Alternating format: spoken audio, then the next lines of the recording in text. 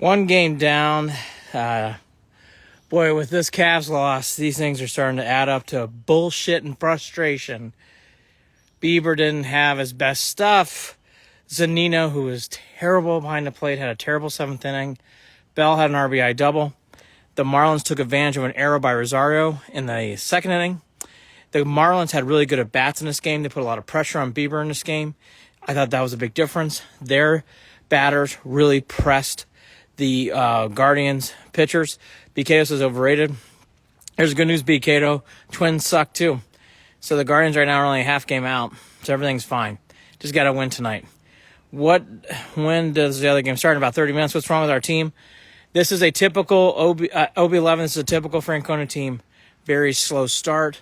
They're not an April team.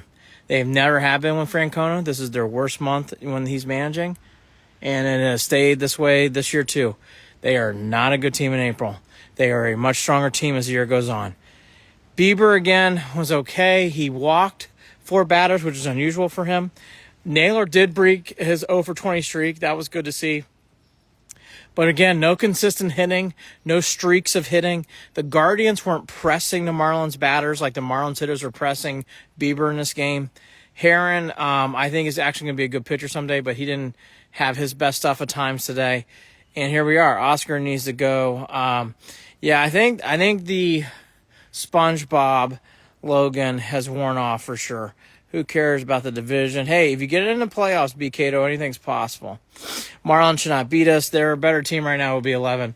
I would be interested to see where these teams are at the end of the year, though. I love him, says Cracky. I love you, too. All right.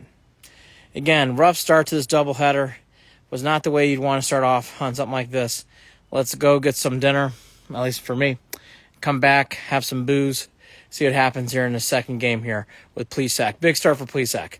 Not the way you want to start a doubleheader. We'll be back after Guardians and Marlins here in about 2 or 3 hours.